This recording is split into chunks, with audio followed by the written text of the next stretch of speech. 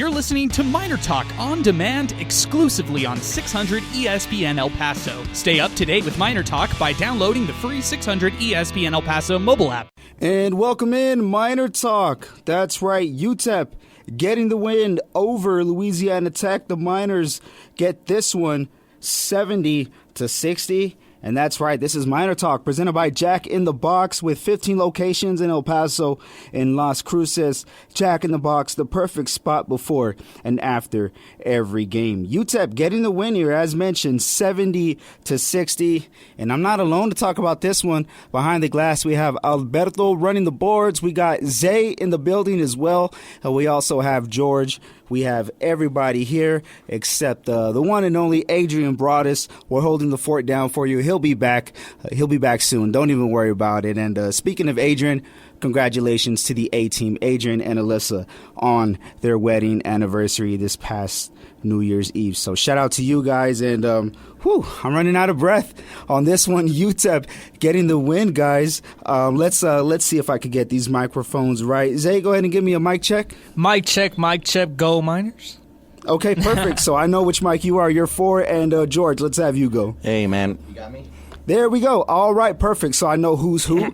And, of course, the man behind the glass, Alberto. He was watching the UTEP women's basketball game earlier before heading out over to the Haskins Center, and then head out around probably like 6 or so. Got there around there and was able to watch the Miners game. But before we get into the women's basketball game, Alberto able to go out there in person.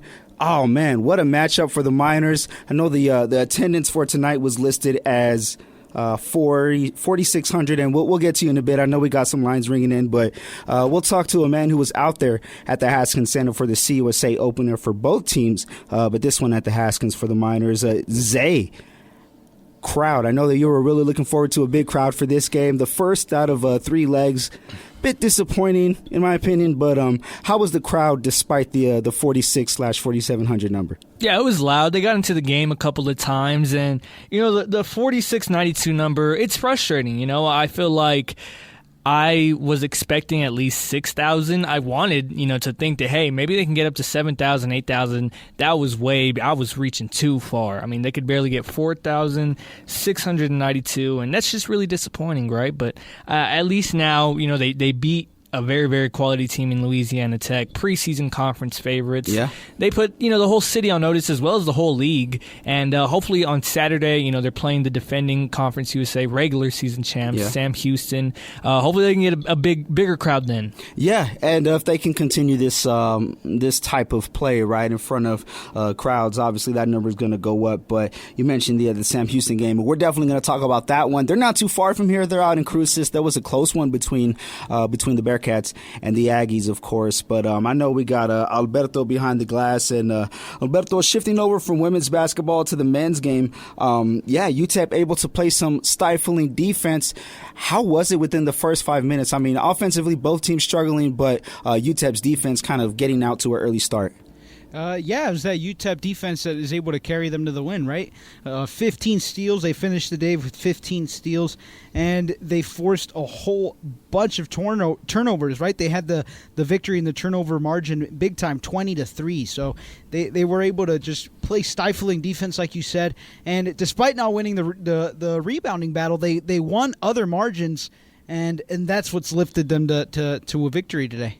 Yeah, and Miners getting out rebounded today. But if you just look at the numbers, it doesn't really tell the whole story. And I was talking to Adrian about this. We were texting throughout the game, and we were kind of like, hey, man, they might get out rebounded. That's going to be something we'll see a lot. But as long as they get those crucial rebounds, and, definitely seemed like they did that tonight. For the Miners rebounding, overall, they do get out rebounded. We can't dispute that, 41-34. However, that difference is 7, and it was the same story in the first half. Miners out-rebounded by 7 in the first half, and they even it out in the second half. But take that away, and let's look at what really matters, those second-chance points, those offensive rebounds, and UTEP able to attack pretty much all night. I mean, if you were to kind of look into the game in different parts, you're going to see a Miner rebound. If you watch any stretch of maybe 5 to 6 minutes worth of basketball, you might see an offensive rebound or two by the Miners. But we're going to talk more about it, guys. We have a lot to break down, but let's go over to the phone lines, and I want to make sure I do get this one right. I'm confident in this one, guys. To start 2025,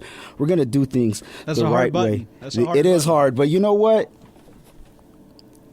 We're going to get it. I was going to try and say something else, but it doesn't even matter because we got Chris from the West Side on line 2. Chris, you're here on Miner Talk. Do me a favor, my friend. Go ahead and turn the volume on the radio down. Give us your thoughts, Chris. All right. Chris, you there? Yes, sir. I'm here. All right. There we go. Chris, what's going on, man? Welcome to Miner Talk. No, thank you, guys. Appreciate it. Big Miner fan. Me and my boy go to the games all the time. Called a couple times, but just a couple of things that I noticed from tonight's game. Like you guys said, we were really disappointed with attendance tonight. I thought the athletic department did a good job of marketing, trying to get some people out. We took some family members over. We thought at least 6,000, 7,000 would show up, but like you guys said, numbers were kind of low. But it is what it is. If they keep winning, though, more people will come out. Second of all, Otis Frazier, that's the man. I think he's the best player on the team, and he's an animal. And well, hopefully we keep it up. And also too, lastly, little Nicky pick, but the person I was sitting in front of was complaining about the DJ playing music during the game, and was complaining that he was playing music during the, I guess, the inbound. They were bringing the ball, and he would complain. He was talking to someone by the tunnel saying, "This is not an NBA arena." But that's what we need. Wow. We need energy. We need people. We need the old '90s basketball, the early 2000s with Gillespie, just on your feet, Miner fans. And that's one thing also, too, I noticed with I don't know his name, the commentator or the announcer, the PA announcer. Yeah. We miss that. We need that. We need on your feet, Miner fans, because he does say loud, Miner fans, let's go, Miner fans, but we need that on your feet where people have to get up. Yeah, no, you're absolutely right. Yeah, and that would be a big thing for us going down later on in the Conference USA, where we need that energy, where we get 8,000, 9,000 there at the dawn, but we need that from UTEP as well. On your feet, let's go. Yeah. But that's it. But overall, we're very pleased with the team, and we'll continue supporting them. Awesome. Thank you, Chris. No, definitely some great thoughts there. And you're right. I mean, you want people to go to the games, and then you don't want to detour them when things start to call, right, for that type of energy and for that type of attention. And if you want to be one of the more tougher places to play, that crowd is going to have to be rowdy, and you got to do different things here and there to get them riled up. You can't just rely on the basketball team, and I'm not saying that they can't do it, but I mean, you want to make UTEP an experience, and I know it's apples to oranges, the Chihuahuas and the UTEP Miners, but the Chihuahuas do a great job of getting people to interact, albeit it's, during the breaks and stuff, but you want that, and if UTEP wants to continue that trend of last year where the home team hardly ever lost, you got to give them something other than some basketball, even though it's doing its job. Yeah, so I agree. It's interesting. I think that a lot of people will tell you here that, we want to see a winner. Well, at the same time, you got to take into the account, let's build a program here. Let's build a tradition where it's not easy. What comes first, the chicken or the egg? Let's support our team regardless, right? I mean, it's a tough place to play because of the elevation. Let's make it even tougher with the noise. Imagine if this defense had 12,000 screaming fans behind them tonight. Man. This is a totally different game, right? I mean, it's a lot scarier, but it's a sleepy town. We have a sleepy fan base. Maybe they'll wake up sooner or later. Yeah, no, today is step one, really, absolutely. I mean, we look at this 3-game stretch that they opened conference play with. We talked about this one. They got Sam Houston next, who the Miners were able to defeat in the conference tournament last year. I think that's going to increase the motivation on the visitor side, but that's what you want. You want teams who are, atop the league playing at their best or giving them a reason to do that. And if UTEP wants to be there, they got to win consistently. Definitely doable after today's performance, Zay, when it comes to the way that they performed and, seeing how they can bring that crowd for these next 2 games. Yeah, and, Joe Golding, he said it post-game, and he said it before, the crowd can really sway games, right? Momentum is a real thing, especially in basketball, especially in college basketball. And the way the UTEP plays, they love to run in transition. They get the crowd into it. They throw alley-oops. They do fun stuff. It's a fun team to watch. And obviously, you need a bigger crowd. Right, yeah. That should be step number 1. But hey, UTEP is winning games; they're doing everything right, and the energy will come. Right, as long as fans support them, the energy will come. No, you're absolutely right, and it's a long season. We definitely see that year in and year out in Conference USA basketball. And if you hear me trying to do 2 things at once, it's because I am, but I'm going to get this button. There we go. Finally, we're going to do it, guys. It doesn't matter. But nonetheless, we're here on Miner Talk, and it's brought to you by Jack in the Box. And going over back to our phone lines, we have Tom. Tom, what's going on, man? What are your thoughts on today's win? Yeah, great win. I went to the game. Great energy. The fans did step up, the fans that were there. Excuse me, but where's the student body?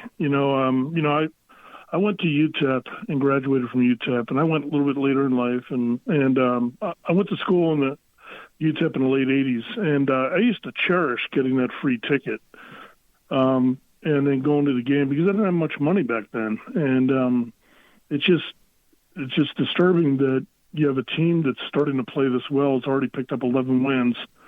And are really playing hard, and they just can't get more than 4,000 people in a conference game, a good conference game with La Tech. Yeah.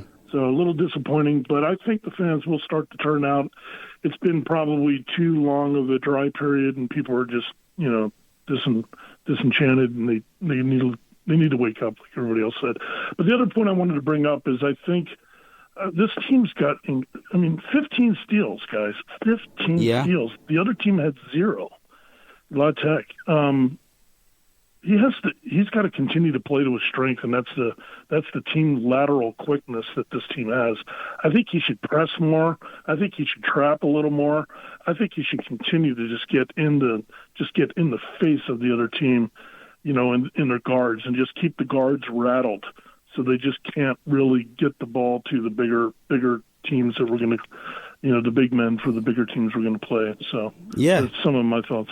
No, definitely. And that's a good point right there, Tom, because you just mentioned, right, like keeping the guards rattled and preventing them from getting it to their bigs. And that is the exact identity of this Louisiana Tech team. I know that there's been some teams that people could scoff at, whether it be Division II or maybe lower Division I level. But this was a quality opponent in Louisiana Tech, a team that is expected to be a top Conference USA. And although shaky today, I can expect them to go ahead and rattle off some more wins, as the time comes. But when we talk about Sean Newman, it's a guy who's leading the country in assists. He's up there. And then you also talk about Daniel Bacho, one of the top pro prospects for Conference USA. Granted, he is a guy who's well seasoned in college basketball and a younger age, may be more appealing to those draft picks. But this is a guy who's seasoned, and the way that basketball is going now, upperclassmen are starting to get the respect they deserve. I don't know if you guys agree with that or not, but that's just something that I kind of key on. And Tom, thank you so much for your thoughts. I want to ask you guys about that too. How UTEP is going to win games, obviously, is going to be up to how they play. But what are the more predictable ways that you can see that coming for the Miners? Like, let's say they want to get past Sam Houston, a Liberty when the time comes, even a New Mexico State while we're at it. What are they going to have to do consistently aside from the defense, for them to keep this win streak going? Yeah, they're going to need to shoot the ball well, right? They go 6 for 29, and, first off, they scored 70 points, only hitting 6 threes. That just goes to show they were really, Incredible. really good in the paint tonight, which is unlike UTEP. So I think they're going to need to shoot the ball really, really well, and they're going to need those offensive rebounds, right? Otis Frazier had 7 tonight, and I felt like maybe 3 or 4 of those were just putbacks, and he was just getting to the rim. He was getting those offensive boards, and they were, as Coach Joe Golding said it, they were gut punches to La Tech. They were really big rebounds. So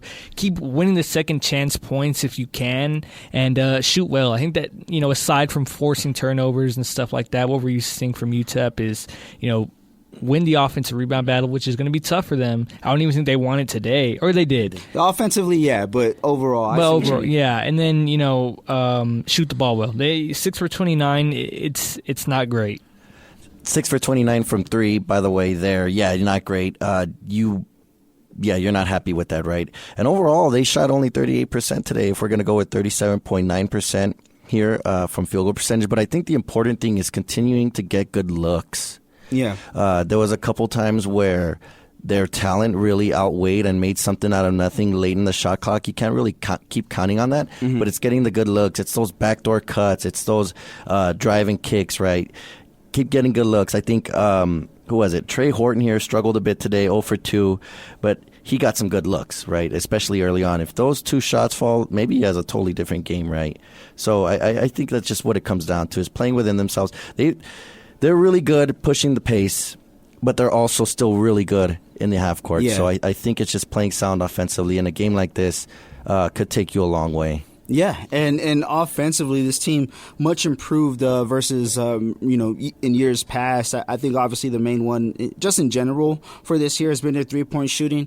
Well, it wasn't there today, but what we've seen these last couple games is a lot more motion on offense, guys being fluid and playing basketball without the basketball, if that makes any sense. Able to free things up for their guys. But before we get back to the phone lines, let's go over to Twitter or X, whatever you still want to call it. Nonetheless, let's get back over to there. And this one from Poncho, he says, ugly win, but still a win. Great D, but they need more mid-range shots and less threes on those nights where threes aren't going in. Well, I think we got to see the motion there, but definitely good thoughts. We have Sad UTEP fan. He says, great win. I think he's going to change his name after today, but great win. A little scary at the end, but overall a good game. Just one thing, Thomas needs to take Trey's minutes, man. I keep hearing how this dude can shoot, and he sure doesn't show it when it matters. I see way more upside in Thomas.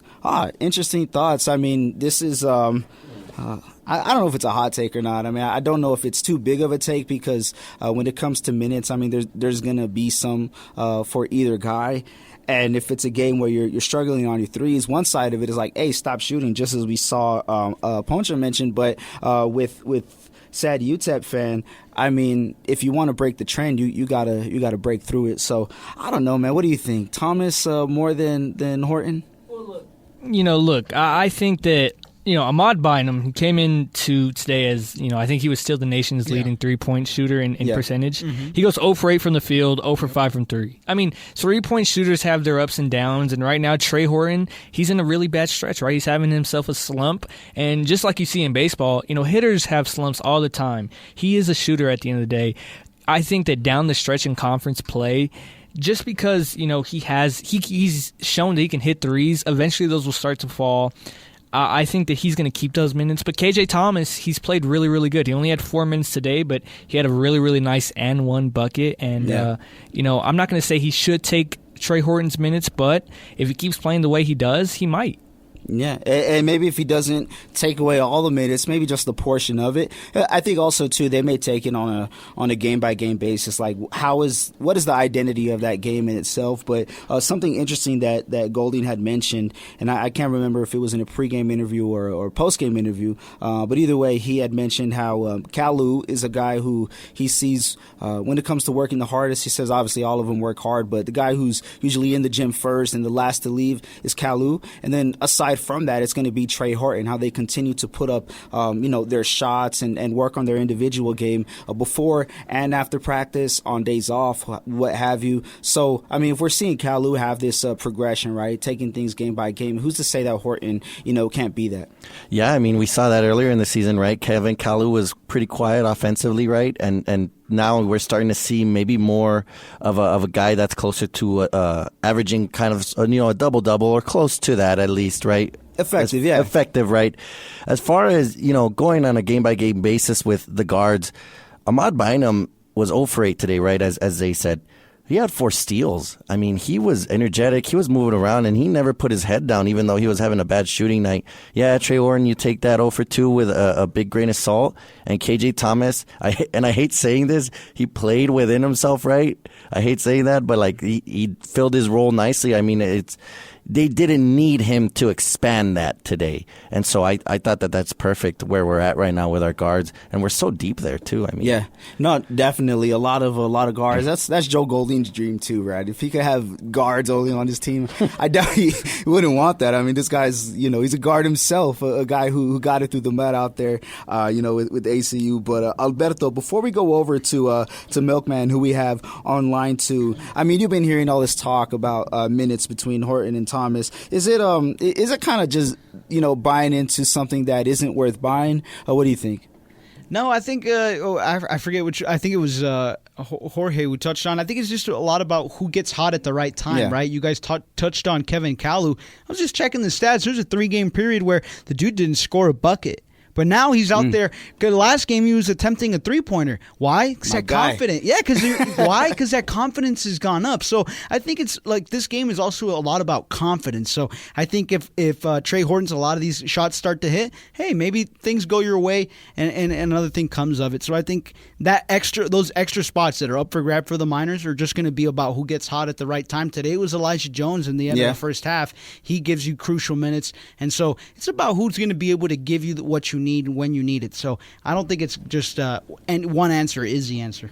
Yeah, no, you're absolutely right, Alberto, and that's the thoughts right there from the man himself, Alberto Urueta. But yeah, we're right here on Miner Talk, and it's brought to you by Jack in the Box. And speaking of Miner Talk right here, let's go back out to the phone lines. We have Milkman. I know Milkman is ecstatic after the win tonight. Milkman, what's going on? Hey, gentlemen. The game was phenomenal. I'm so glad I went. It was amazing. My man Otis Frazier, OF3, he was on fire. Yeah, it's been a good season so far, and I want to echo what everybody else has said about the crowd. This one's going directly out to the crowd. Now, obviously, the fans that I want to talk to are probably not listening to this show because they were probably there. But I'm telling you, fans, there's no more excuses. You say you want a winner. I understand we've had some down years and you didn't want to go out. I get it. Everybody was tired of the down years. This team's 11-3, folks. Get out to the dawn. I don't understand why we're playing the preseason conference favorites. And we got 4,000 people there? Come on, no more excuses, fans. Now, I understand, the UTEP hasn't started for their semester yet and yada, yada, yada, so I get it. The students weren't there and everything. Soon there's not going to be any excuses, okay? So, fans, again, I just want to say you need to get out to the dawn and support this team. You got a winner here, and there's no telling what they could do on their home court if they had a packed house. No telling.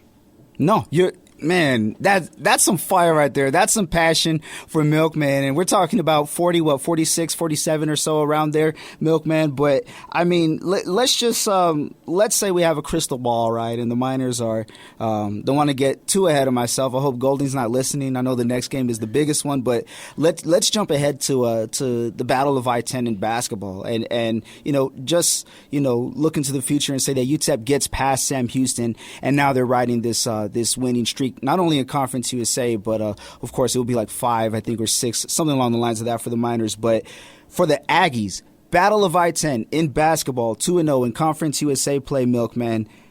What do you think? Give me 2 answers. What do you think they deserve, and what do you think they'll have realistically? At the NMSU game? At the NMSU game, yeah. I'm going to predict, and this is going off of last year because, they weren't doing that great during the season. Obviously, at the end, they did pretty well. But I'm gonna predict 10,000 for the NMSU game. So, and that's obviously because we're playing our rivals, and I hope I don't have egg on my face, but if I do, then we got bigger issues because if this team is, still winning after these next two games, I mean, come on, fans, come on.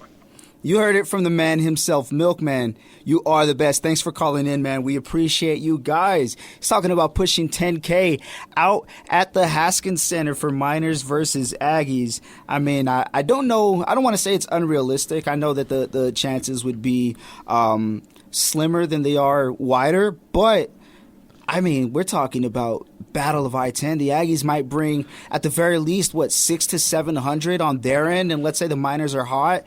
Let's say they bring in 83. Let's say 73. Let's just pretend 73. We're talking about 8,000. That's near the area of double the attendance for the conference opener. George, how much louder can it be than it was tonight, where it did seem loud at points? Yeah, I think it could be way lighter, obviously, right? Double the amount of people, nearly, right? So you're talking about there, and then you get the back and forth from the NMSU fans and the UTEP fans, right? And NMSU's playing well. They just defeated the defending regular season Conference USA champs at home, right, in CUSA. So they're not going to be a pushover either. There's going to be a lot of tape now on UTEP's defense, and now the task and the challenge will be how can they figure it out. So it's going to be intense, man. Of course, it's a rival, but I'm a little bit worried about the student section still. The semester doesn't start until the week after, so maybe they'll finally be in town. I don't know. Maybe they'll wake up and show up, but I don't know. I'm calling the student section out. They better show up for that. Man, and those tickets are free. I mean, if we get into logistics of it, technically not, but I mean, take advantage of what you're paying if you're out there. Zay, let's say 7,999. Are you in on the over or in on the under? Oh, yeah, over for sure. I mean, last year they hit 10,000 for the NMSU game, and like Milkman said, they were not amazing in the regular season. So if we're talking about 2-0 NMSU in conference play, 2-0 UTEP, coming off the La Tech, and then this, if they beat Sam Houston, I mean, I don't want to get crazy, but they could really, they would have an opportunity to sell that game out. Yeah. And I think UTEP Athletics would have to do their part, right? They like to get at least one game, a year where the Dawn is packed out or the Sun Bowl's packed out. Yeah. We saw it with Southern Utah in the Sun Bowl. Last year it was at NMSU game, Santa Barbara game, that one was packed out too. So I don't want to get ahead of myself, but I really think a sellout would be possible for that NMSU game. You know what? I don't think I'm buying in just a little bit more. And the reason why is you brought up something interesting, how usually one game a year or once a year, right, they have a packed house. And I'm reeling back some of these years, guys. You mentioned Southern Utah. North Texas in football, which was right before, or I think it was right after UTSA, which obviously we know who UTSA was in football.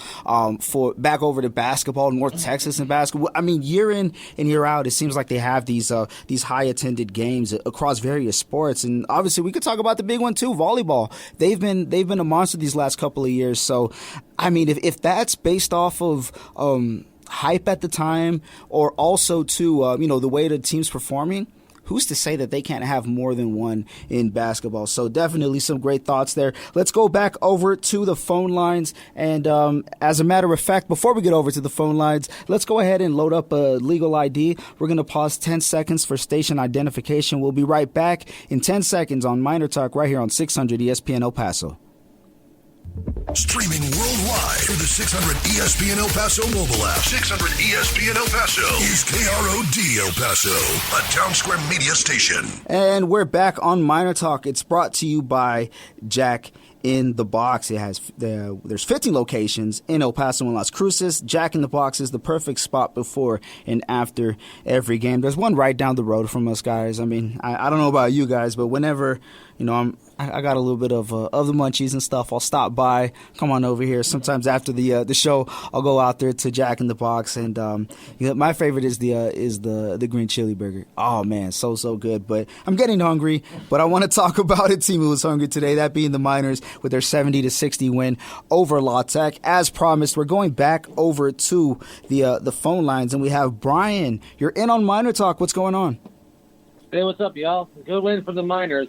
Even though, statistically speaking, outside of the turnover margin, we probably should have lost this game, considering how we had a lower field goal percentage than. What's up?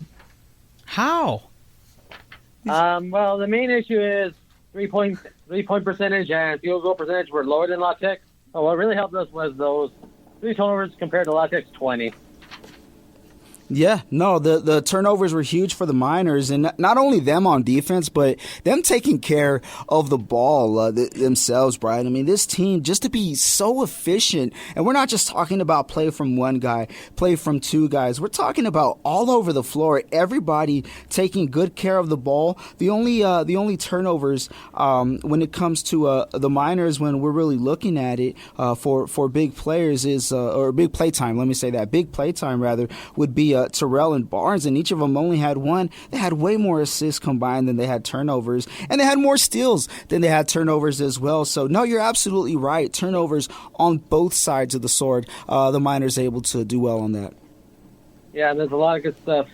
It's a good win for the Miners as we have momentum going into the Sam Houston State game and the Battle of I-10. I'll tell you, Milkman was right. Last year, the Dawn was rocking in the Battle of I-10. Yeah. Hopefully, we can make it happen again, because if we continue on this hot streak, these UTEP Miners could be one of our bear teams. And look, I say that a lot, but it's true. Look at the good wins that we're getting right now. Yeah, no, today's a good day. I mean, the Miners defeat another, in my opinion, a quality opponent, an opponent who you got to earn that victory. The last one that we saw, obviously, was against Yale. I'm not going to count the game right before the end of the year, but the one against Yale was a huge one. And Brian, thank you so much, man. We appreciate you always getting in. I mean, UTEP's forcing turnovers, and they're not turning it over on their end. But I know we had Alberto kind of lose his mind over there. I mean, I understand it though. Like, if you're stat watching, that could happen. But no, man, I agree. I thought they played well in more than just forcing turnovers enough to win this game.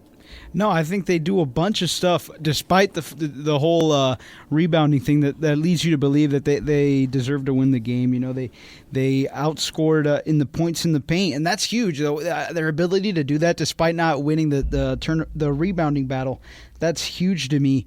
And I think a little later after this next caller, we should address maybe some of the attendance issues. I have something to say about that. Right. But let's get to this caller. All right, no, let's do it. Matter of fact, before we get over to the lines, I know we got Leon.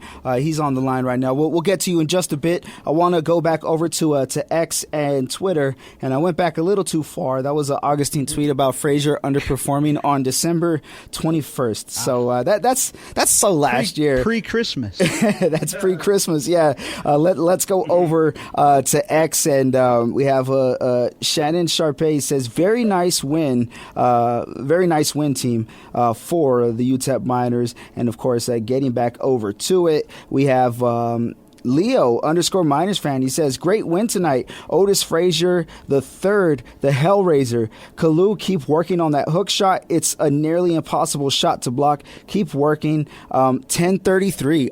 He knows. This guy's a diehard. He says, knows. Pack the Dawn. Everyone bring the extra people with you to the Dawn. Hashtag MinerTalk. Good night, all. And he has the pick emoji. Pinky, he's our guy. He says, great win. Great Miner win. Defend the Dawn. He's all in. He's always all in. If there's one fan in attendance, it's going to be him. If there's 2 fans, because I know 2 who will be there regardless. That's Miner Pat and also Pinky. And we go over to some more thoughts. This from Aaron Peterson. First Miner Talk post of the year. I love it. It says, great game by the Miners. One of the best defenses in the country. Absolutely suffocating. As far as the crowd goes, not enough fans, but we're loud at times. Can't be charging $50 for tickets for the 25-ish row. All right. I mean, I'll be honest. I haven't been to the Haskins Center in a while for UTEP men's basketball. It's because I'm always back here. But, I mean, man, 25 is a lot but I'm pretty old school. So that's just, I think everything's expensive. So don't mind what I'm saying. This is touching on what I wanted to touch on. All right. Yeah, matter of fact, before we get over to Leon, lay it on us, man. I think these tickets are too expensive.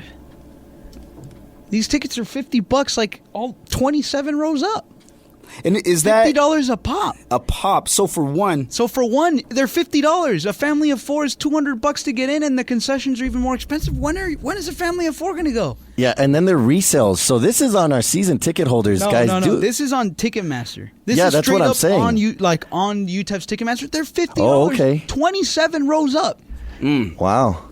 27 rows up Yeah, there. he's right. $50. A family of four is never going to go. Hey, I got tickets. We're going to the Haskins Center. I spent $250. Oh, cool. We're going to go see Bad Bunny. Nah, we're going to see UTEP against Northern New Mexico. At that $50 price point, man, it's going to be super hard to get your average El Pasoan in the Don Fair house. enough. Yeah. That's $50, he's right. man, you eliminate so many El Pasoans. And I'm telling you, I'm being as honest as I can be. And it's and I'm telling you because it makes me sad. Yeah. That's exactly why I'm telling you. I hope you hear the sadness in my voice.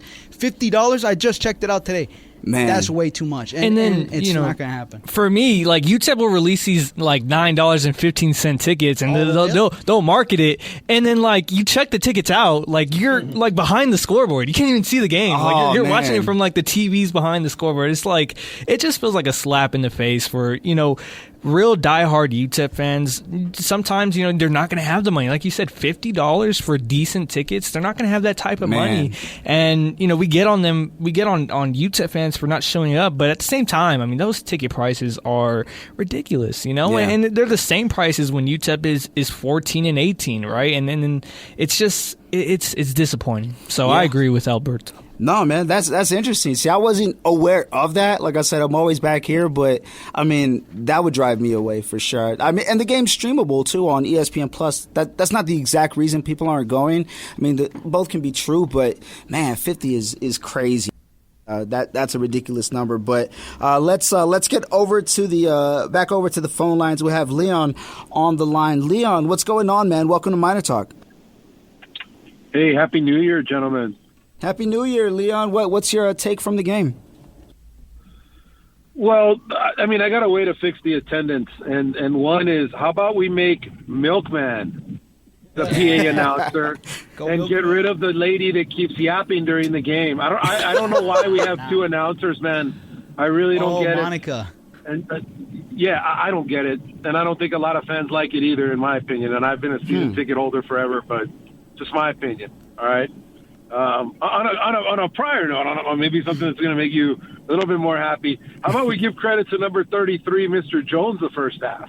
Yeah. He really picked up some key moments, and we've been waiting for that for a while from this young man, and it was great to see that when they got into foul trouble, he was able to step in and kind of handle the Bacho situation. I was really impressed with that, and just the pressure of the guards. It's great to have depth, and it was great to see that even though those stats, I was asking the same thing, man, the stats looked way off. And then just to realize the hustle that this team has, the pressure they put on, and having key contributors just like Mr. Jones tonight was great to see. But I still say let's make Milkman the PA announcer. You guys have a good night. Hey, Leon, thank you so much, man. We appreciate all your thoughts. Yeah, Milkman is incredible. He's always got some, not only some good takes, but he's passionate about the Miners, and he watches every single game. He goes far beyond the numbers and, observes it both ways. I mean, he can observe it like a basketball purist, but obviously he'll also observe it as a Miners fan. So, no, some good thoughts right there from Leon. I'll be honest about the PA announcer. I don't really know too much about it, but I do want to touch on one thing. That's the DJ, and I think Jason Craig, it's got to be louder, man. No, I'm joking. That's our guy, Jason Craig. Shout out to you. He had messaged me earlier today, and man, I mean that's part of why some people go to, just to get that fun experience. So shout out to our guy JC. Happy New Year to you, man. We appreciate all that you do and all that you've done as well. And speaking of the phone lines, I'm going to try and get line 2 live on there, and I already did, so I feel confident. But we have Charlie Dodger jumping in on MinerTalk. Dodger, what's going on? Yo, what up? What up to everybody right now? Where's Adrian? Where's he at? He's still on his vacation, man. He's celebrating his 2-year anniversary. So just like every other UTEP fan. What up, man? I thought everybody was going to show up for this one, man, but whatever. It is what it is, man. But I will say, at the section that I was sitting in, or I mean, it's not the section I bought, but my man, you know how we do it in the 915, But we were lit, bro, and I saw kids there, which is a good thing, man. I wasn't even going to talk about that, but I was like, I saw a family there, and not just one, but other ones with little, young Miner fans in the making. And I was like, that's what I like to see, man. That's what I like to see. Let's go. And it was a good game. And to tell you the truth, I am disappointed in the fans. I would like for you guys to tell me what the attendance was. I never got it. Yeah, 4692. So just around 4,700. We were thinking 6,500, me and my buddies. And me and my buddies went, but we went on a separate thing. You know, they were doing a family affair, and I was doing a family affair. Whatever. But it was lit. I kind of just chimed in. I mean, I just kind of tuned in, and I heard people were like, oh, the crowd. And I was like, yeah, I'm disappointed in the crowd attendance. But we were lit, bro. Once we got a little lubricated and, you know, everything and medicated, started doing their thing, you know, we were into it. And then, of course, always this UTEP team kind of starts off slow, man. And it was, 6-4 after 5 minutes of play? And you're like, come on, man. Like, I didn't want to see a rock fight, you know? I wanted to see a knife fight, you know? But it was good. I like the defense. We got Otis Frazier and Camper balling out, which, you know, you would think it would be spread out a little bit more. But they stepped up, man, and they took the leadership role, and they ended up doing their thing. As a fan, I mean, obviously the W is what we wanted. La Tech being the preseason favorite, I was circling this game. I was definitely going to be there, hyping it up with me and my buddies, and they showed up, and I showed up, and we all showed up. Not going to talk about the overall attendance, but the people I was sitting next to and in the section that I ended up in, we were lit, bro. We were lit. Everybody was down. I saw one, you know, old-timer there on his own, and we high-fived, and he was into it, and I don't know what it takes for it to get around. I'm an El Paso native, you know, born and raised. What do you think they got to do in order to bring that up? Because I know that some people have talked about, obviously, more people should be at the games, and I agree that this team is, is fun to watch. But when ticket prices are $50 and such, what would you say? Other than I got my tickets for $14, bro. Seriously. Really? Okay. Where'd you get them at? Really. Ticketmaster. Okay. Wow. Ticketmaster. And my brother bought them, and he's a stickler for, hey, you're going to pay me back? You're going to pay me back? And I'm like, yeah, don't worry about it, bro. So you know for sure how much it is. And we're both good for it. Say what? No, so you know for sure how much it is because you had to pay back. Well, we also are El Pasoans, born and raised, and we kind of know, you know, buy the cheapest, and then we know it's not going to sell out, and then we move. All right. But if it was, we were there at the UTEP Arizona game years ago, and we knew that one was going to be packed, and we bought those tickets at the prices, and we knew that we couldn't move.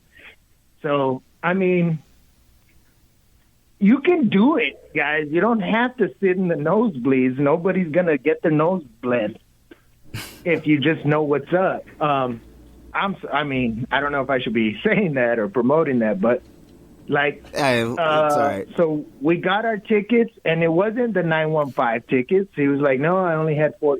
We got the $14 tickets, and we went, and he got them yesterday. I don't know what people are talking about. I don't. I'm not going to disagree with them, but you can move, bro. You can move, you know, and the usher's just there to just, you know, I don't know. To make sure people don't get too crazy from jumping out on the courts and, you know, ending up on FitFam. Well, I think we just kind of leave it at that in terms of what they're there for. But no, man, we had Charlie Dodger jumping in, and he says he found his tickets for $14, and we just got this in from Alberto saying the closest $14 seat is row 35, and I think I'm not trying to be sarcastic, but usually when there's a graduation and I go to the Haskins Center, I'm kind of in that area. Does seem a little bit far, but I mean, hey, you do what you got to do, I guess. Just be good at it. You know, there's a saying like, be good, and if you can't be good, be good at it. Yeah, I mean, he knows the method. There's hacks, everything. I just call it the method. And I won't say whether I did that or not as a kid, or me and my dad did that or not as a kid. But no, man, I will say that. What? Yeah, we definitely did that as a kid. Now, UTEP was really, really not good when I was like in 4th, 5th grade, and we would get the nosebleed tickets, and we would like go all the way down to like almost the first row because, I mean, no one's there. You can do it, and I'm not like encouraging people to do it, but like you said, sometimes you just gotta do what you gotta do. So, yeah, the expensive tickets, I still think that $14 for tickets row 35, like that's just insane. That's just insane. Yeah, row 27, $22. Like, come on. What does that do to a family? Come on. And then we're not even talking about concessions, and that's what's added on top. You take your little kid. The little kid's going to want something. So you remember the now defunct Mario Mocha, actually, last year during football, he cut concession prices. I remember that was a big selling piece that that you could get a deal for X, Y, and Z. So I think that something needs to be done, and it's a little pricey out there. No, I mean, shoot, there's all kinds of stuff going on. A lot of variables to a problem, I guess, that people are trying to solve. So yeah, man, we got the take right there from Charlie Dodger. Do your thing, man. No shame in your game. Let's go over to Twitter X and some more tweets to get to. This from Joe Chacon. Shout out to Joe Chacon. Happy New Year, my man. He says, "Geez, y'all, glass is half full. Good teams find ways to win. Okay, shot poorly from the field, but countered with no turnovers. Keep at it and was able to put it away." Kept at it and was able to put it away. Pues vamos. Hashtag repping from El Chuco now. Hashtag Happy New Year. Hashtag Sal is my pal. Ooh, hashtag Zay all the way. Hashtag Albert Chuco. Hashtag Brock is my OG. Hashtag MinerTalk. Shout out to you, Joe Chuco. You always have some good stuff. This one from Brian says, La Tech defeated Sam Houston State and NMSU are next. All around fantastic quality win for these Miners. There does need to be a solution for attendance issues. I didn't go, but shut up. But all around, he says, good stuff. Hashtag, or not hashtag, but UTEP, don't bankrupt me with tickets. Hashtag MinerTalk. This from Javier Ramirez at Jammin_Javi. Man, that's a cool name. He says, how awesome would it be if the UTEP marketing team would invest in a couple billboards around the city? I feel like the average El Pasoan does not even know when a game's going on. Billboards, what do you guys think? Maybe. I don't know. I feel like that might be a little bit of a stretch. Come on, you got to be plugged into your community. It's not like you have to have your ear to the ground here to know that there's a game every other, like a Tuesday, a Thursday, and a Saturday. I feel like that's just, it takes 2 clicks to find out when UTEP is playing. But do people care enough to even like click one time for UTEP? I think that's the issue. That's a good point. I think, I don't know, I was just thinking of this, and this is just me being, somebody who's not in marketing and stuff, but let's just say as a consumer or / potential consumer, I just like you guys. As a matter of fact, I'll say this. You guys look at your phone more than 5 times a day. Guaranteed, right? Maybe put a, sponsor an ad and you have 10 to 15 second highlights of your craziest dunk so far.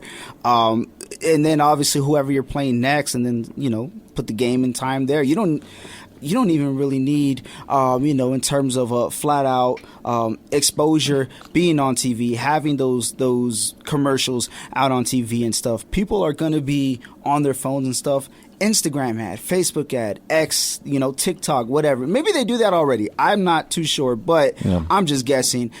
This would be a good way to go ahead and get more people out there. I think that's a great idea. Start with that, and maybe do some promo with the tickets instead of selling $50 row 27 ticket prices.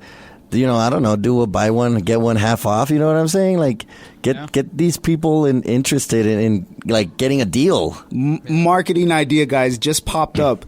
The motto this year has often been 1033. Right. Tickets for 1033. That'd be great, man. What would you rather have? In a 10-hour and 33-minute period to lock in. Yeah. I don't know. I love it. I mean, hey, it's an idea. I'm with that. Yeah, you get 10 minutes. 10 minutes, and whoever buys, or you can get as many $10 tickets as you Or limit 4, maybe. That way everybody gets a shot. Yes. 5.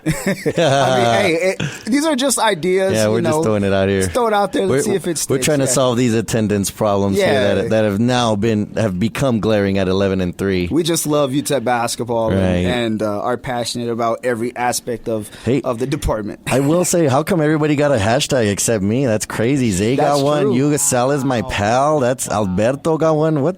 What's that about? We gotta come up with that's our goal. No, is to just do messing with it. UTEP, this is something we need you to help us solve. We'll help you guys out with marketing. We need a hashtag for our guy George. Yeah, I feel left out. It's all right, man. We got you. We'll find something. We'll find something pretty cool. Back over here to X and Twitter. This one, let me see how far back I am. There we go. This one from Esteban. Man, he's passionate. He said, "Stop the 3-point crap at 600 ESPN El Paso." I think he's referring to one of the calls right there in terms of them not shooting well today. This one from Tristan Pence. It says, "Tremendous defensive effort from the Miners tonight. Elijah Jones was really good in the first half. Frazier dominated in the second half. Stat of the night, 20 La Tech turnovers and UTEP only 3. Miner fans need to show up in force over these next 2 home games." Now, he's absolutely right, and not only because of the way they've been playing, but because of who they're playing, too. So that's crucial there. Another one from Esteban, 15-foot jump shots will win more games. I mean, he's not wrong, but, I mean, out-rebounding your opponent is going to win more games. So, I mean, there's a lot of things, but I don't know, man. I would not sacrifice a 3-point shooting for a mid-range. Zay's saying no because the math is obviously... Get him. Right? The math says no. Yeah, and we know that now. The sad thing about today's game is the mid-range jumper is gone. Yeah, I mean, it's a low-quality shot. And people are going to look at me. They're probably going to attack me on Twitter, and I don't really care. You know, I play basketball.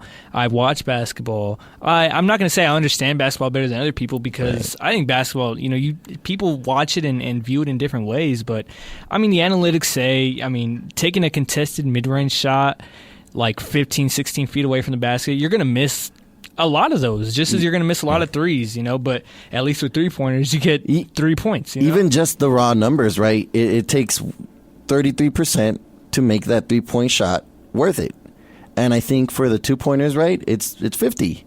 So that's a huge discrepancy. And we'll just say uncontested. So, like, it's just you with a nice look, right? And so, yeah, the math has taught us now that unfortunately is the case. And I'm old school, man. I hate seeing the mid-range go. I love when Corey Kemper pulls up from there, you know, and he's efficient, so he can make it work. But, yeah, it's tough, man. No, yeah, I think I'm kind of like in the middle because when I was becoming a fan of basketball, it was kind of that transition period, you know, where Carmelo Anthony and LeBron were rookies coming into the league. And that's where you started to see kind of like mid-range still be relevant, but obviously 3-pointers come in. But you just said something that popped in. You said something that popped something up in my mind, how you kind of hate seeing the mid-range go away. And I agree. I think like when it's down to the wire and shots are harder to come by, I don't know. That just happens to be one of the shots, at least in the last couple of years, that opens up a bit more.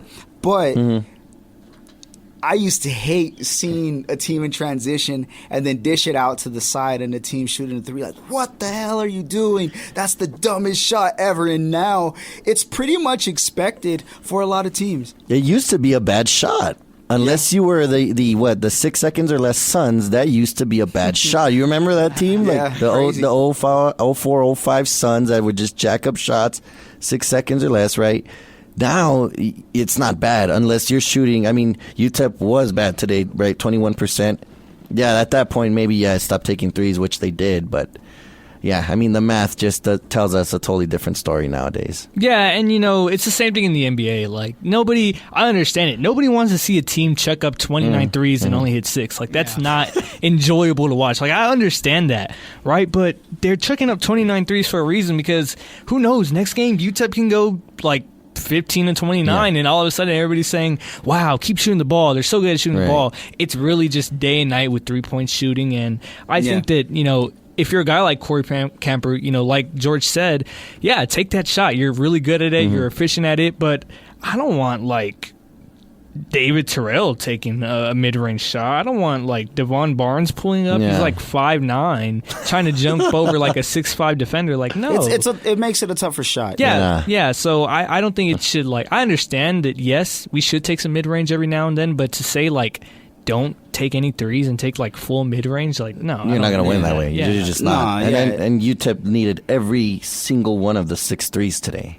Yeah. You know, it makes a difference. And I mean, guys were able to contribite in various spots. I mean, Elijah Jones even getting one. He got one top of the key. That's his shot. That is a good shot, right? And he was, 1 for 4, 1 for 3 on 3. 1 for 3, yeah. So that, he was worth it. You know what I mean? You catch that in if you're an analytics guy. Yeah, and it's funny because we're talking about this, right, and the way that the game has changed, and kind of reminds me a little bit. I had to do a quick search just to verify, but that Moneyball method, right, that the Oakland A's used in baseball, where it was kind of like, hey, guys who are on base more, I want a lot of those guys on team because it's going to give that competitive advantage, and kind of, it's apples and oranges, but kind of equating it into the three-point shot, right? Like, A, it's worth more, teams are shooting it more, and there's a lot more better shooters, so you have a chance. Like, obviously not every time it's going to work, but if you average it out, you might get like, 0.12 points more possession. If that's what works, I mean, then why not? But no, let's go ahead and do this, guys, because I know we've been on for a bit.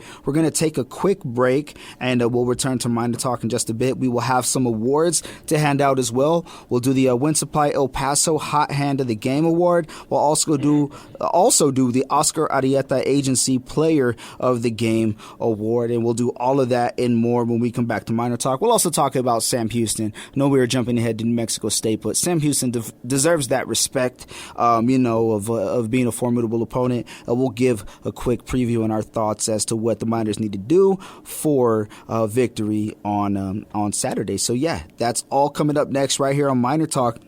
And it's presented by Jack in the Box with 15 locations in El Paso and Las Cruces. Jack in the Box is the perfect spot before and after every game. You're listening to MinerTalk on 600 ESPN El Paso.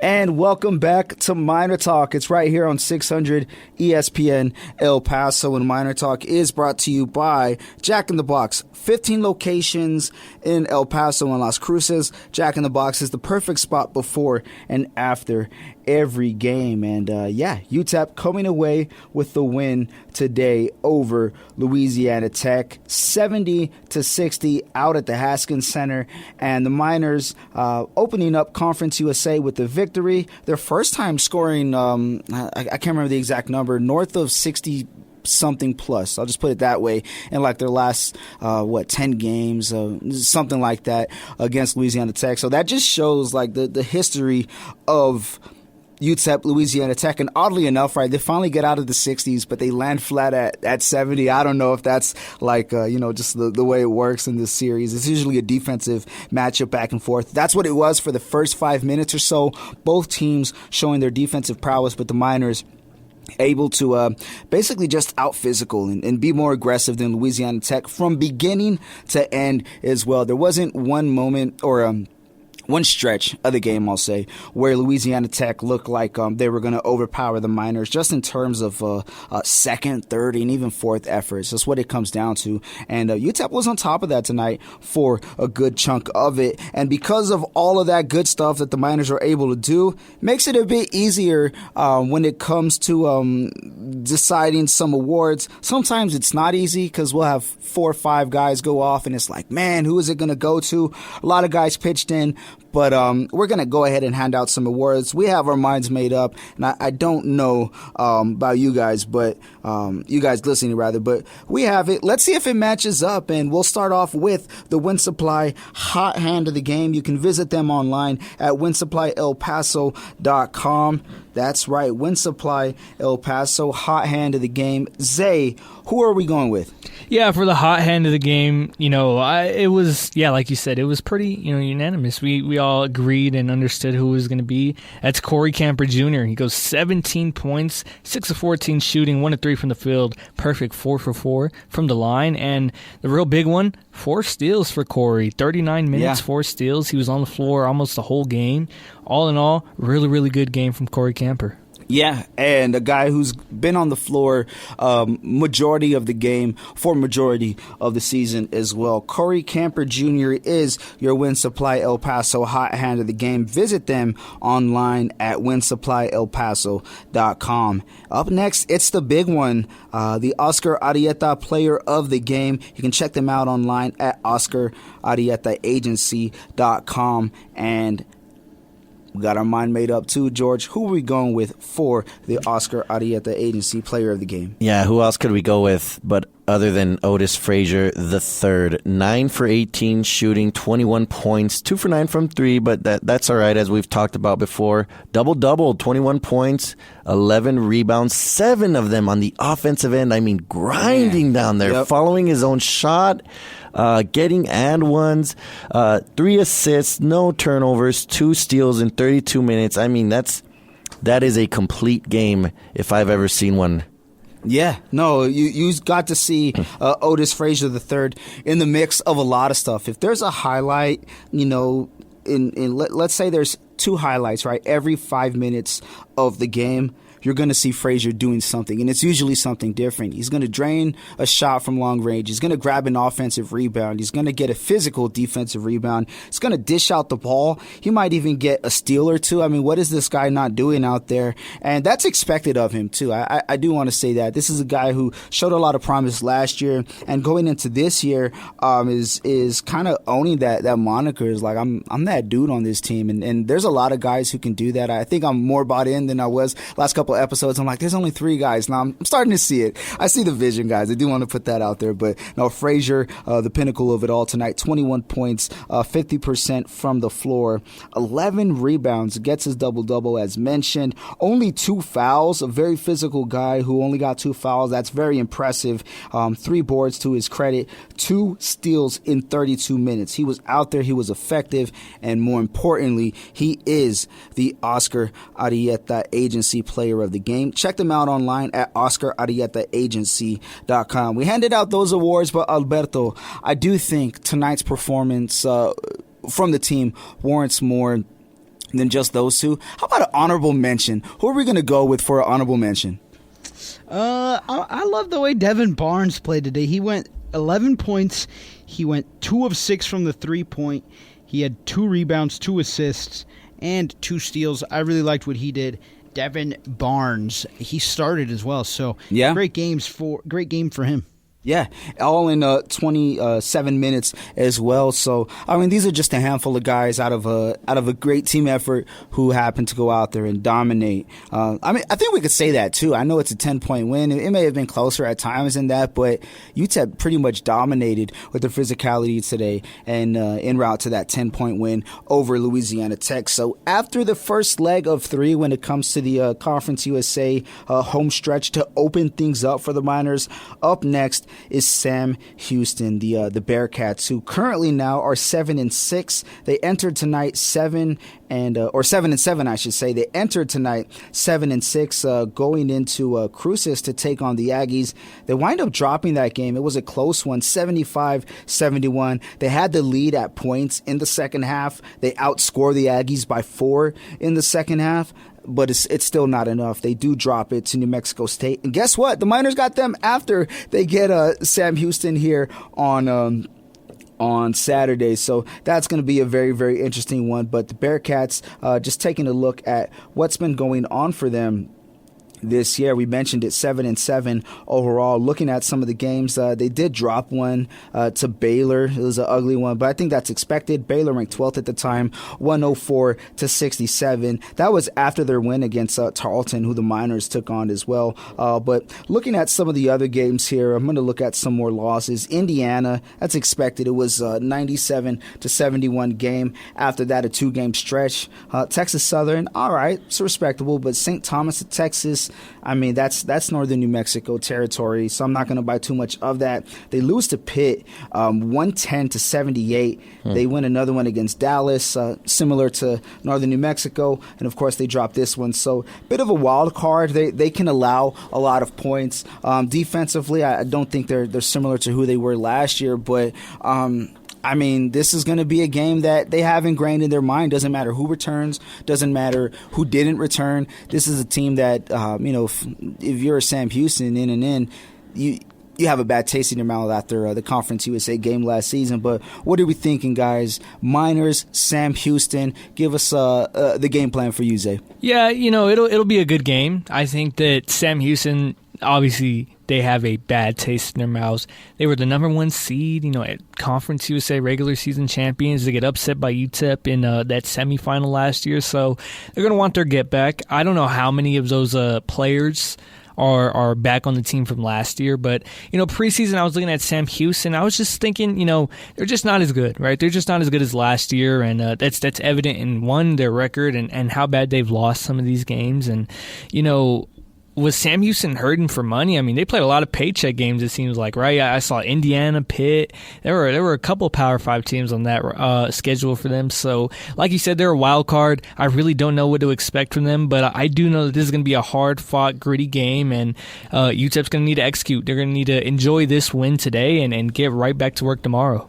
Yeah, no, you're absolutely right. I mean, a team that the Miners obviously were able to knock off in the tournament last year, but a team that they can, kind of catapult themselves into the upper ranks of Conference USA after beating, so to speak, right? And it kind of starts from that point last year. Before we get to your guys' thoughts as well, just kind of looking at the schedule, we'll run down it one by one, but just kind of looking at who was on last year and who's still on this year. And granted, I should have done more research, but let's just get straight to it. Number 1 that I see who's returning to CJ Beaumont. He's a guard, a 6'8" guard as well. Last year a freshman, this year he's obviously a sophomore, but a guard out of Florida. Looking further on, I don't see another one short up. Another one is Marcus Boykin, a 6'1" guard as well. Going back over to it, let's see, Damon Nichols, Bryce Cook, Nicholas rather, he's returning, not Cook. So we're at 3 maybe. Jaden Ray.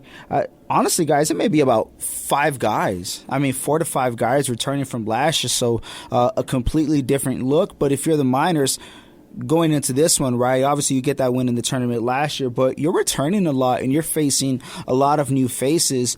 Maybe the Miners have the upper hand going into this one. Yeah, maybe they do, but you have to look at it. Sam Houston is still the defending champs. They're still a little bit dangerous, right? And man, they're looking down the barrel now at a tough Conference USA. Can they afford to lose 2 games here on the road against NMSU and then UTEP? They're going to be playing for a lot, and this conference could get away from them quickly, considering how deep it is, how tough it is. With that being said, it could work the other way, right? And everybody could just cannibalize each other, and everybody could have a shot at the end there. But no, I definitely don't think UTEP can sleep on them. Yeah, there's definitely some more continuity, as you mentioned, for this team going in.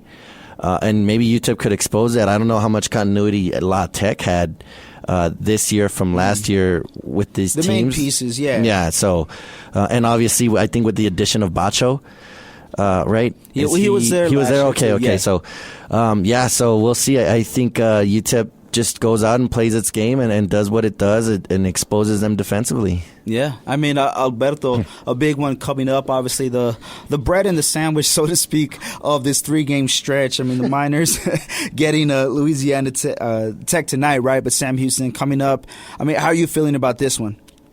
Well, you gotta feel good on the Miners, especially how they've been playing coming into this one and how this game turned out. And you look over to the Sam Houston and New Mexico State game, and for some reason, Bearcats only play 7 guys, and that's extremely weird, especially in conference play, tight game. You'd think you'd get more guys in rotation. Josiah Hammonds only gets 5 minutes of play, and Marcus Boykin, who you had mentioned, he gets the bulk of the minutes off the bench with 24. So it's going to be a weird game. Early conference game. They obviously really want to win this one. You can't blame them for that one. So I'm just expecting another nitty gritty game like the one we saw today. Yeah, and it's funny because you mentioned nitty gritty, and I can't remember if it was Tarleton or Jackson State, but it was it was a closer game than people had thought. They were creeping back, and both games kind of married each other. I think it was Tarleton.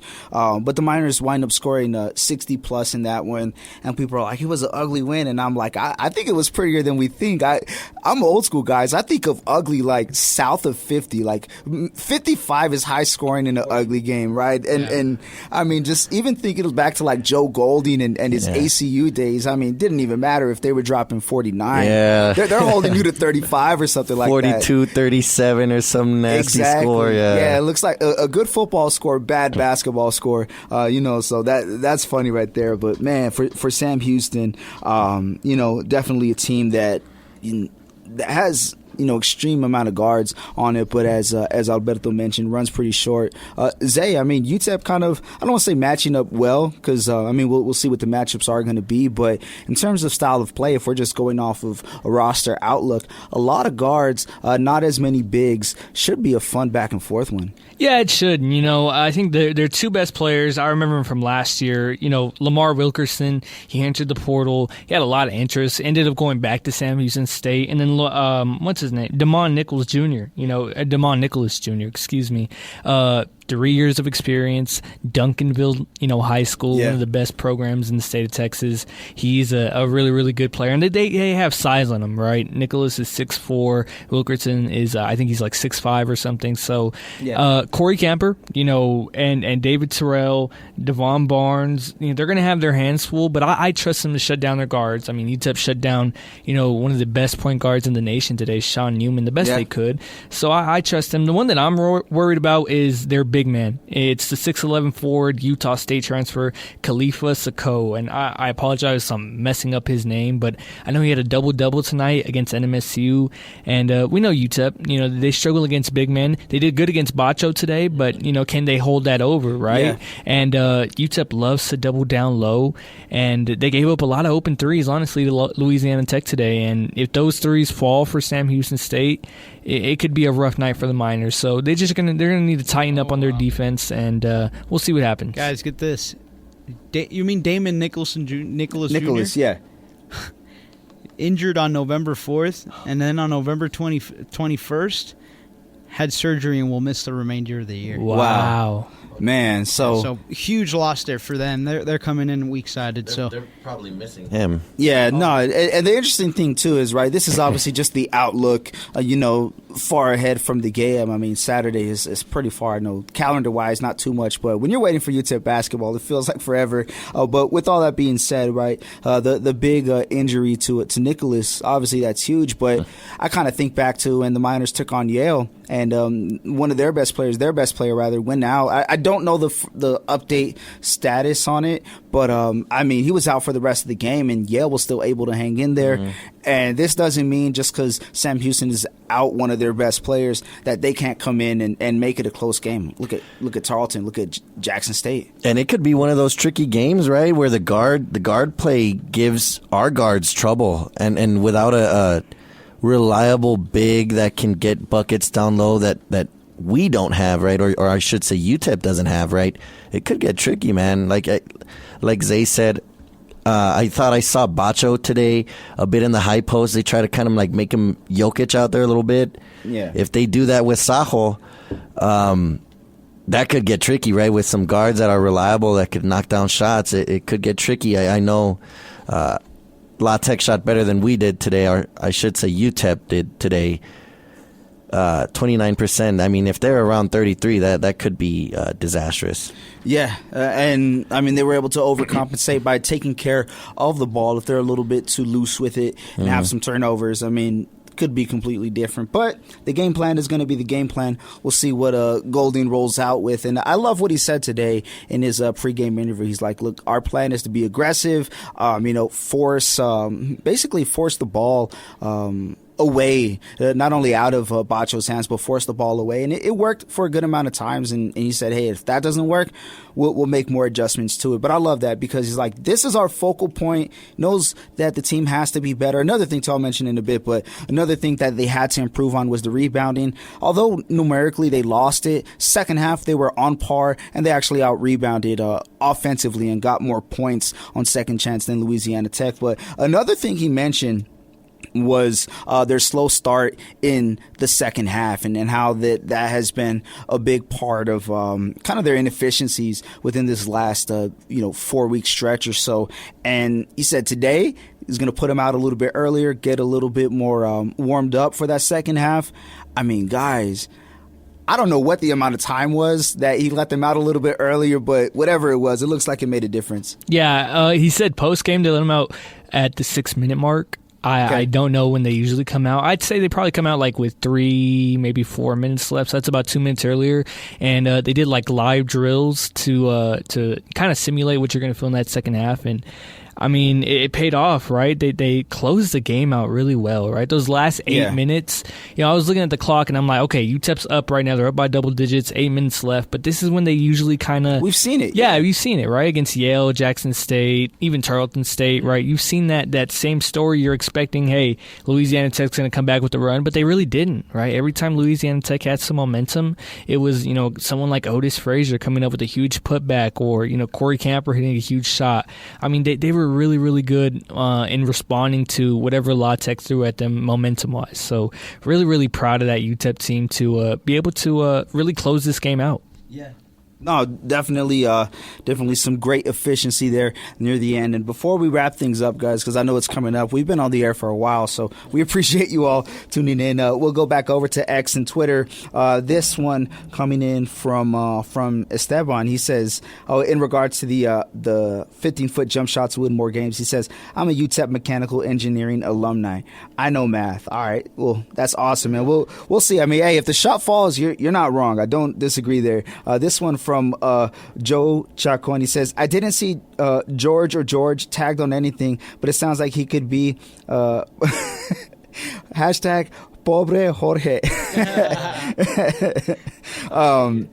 Or pobre George. What do you think, man? I'll take it at this point. I got a hashtag at least.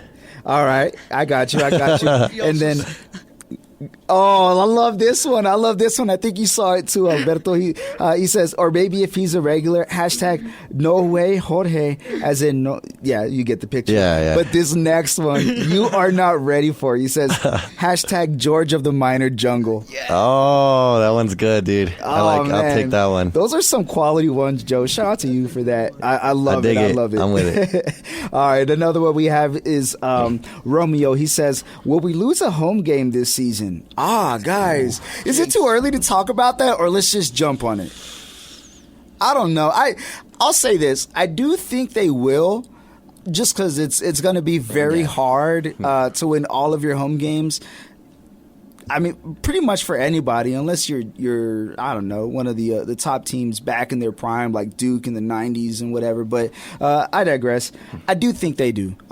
I think they win way more than they're going to lose at home, but it's inevitable to at least drop one at home. Yeah, and maybe you look at the schedule, and I could see where he's coming from, right? And you say, oh, well, this was the game to lose, right? Against the preseason pick, against Paso, right? Against this dangerous La Tech team. But yeah, no, Conference USA is actually it's pretty fierce this year. NMSU is not going to come in here and roll over. Kennesaw State, Western Kentucky.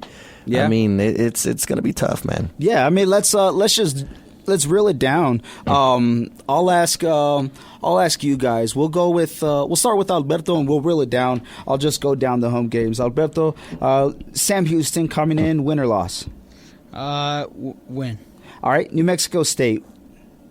Win. All right, Jacksonville State. That's a loss.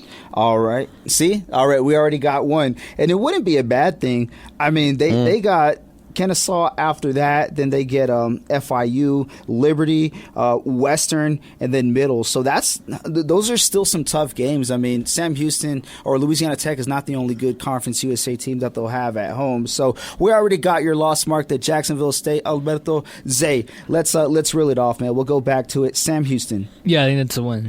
New Mexico State. I'm going to go win. Jacksonville State. I'll go win. Kennesaw. I'll go win. All right, FIU. I'll go win. Liberty.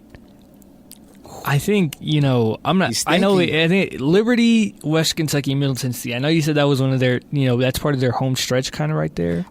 So Liberty's in the middle of February, and then Westerns at the end of February, and then Middle opens up March. So those are the last 3 home games, but they do have a in away stretch. Final 3: Liberty, Western Kentucky, and Middle Tennessee. You're on a win streak all the way up to that point. Are you still going?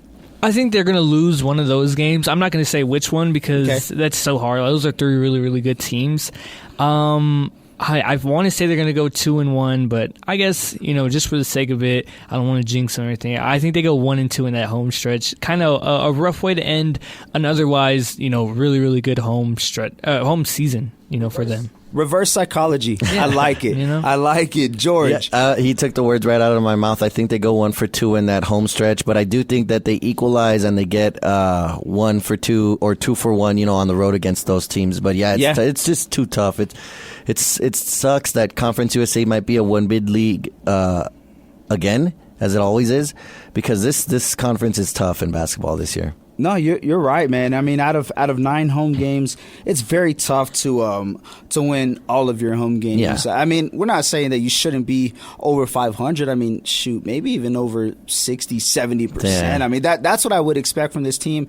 I'd say maybe 2 would be the most that they drop, but I wouldn't be surprised if they do wind up going 8-1. I'd be surprised if they go undefeated at home, just based off of statistics. Right. But they're going to be really good at home nonetheless. So Miners, we have them at least dropping 1 for the rest of the year. But so far, so good for them. So that was a good tweet from Romeo. And then we go back over to Twitter.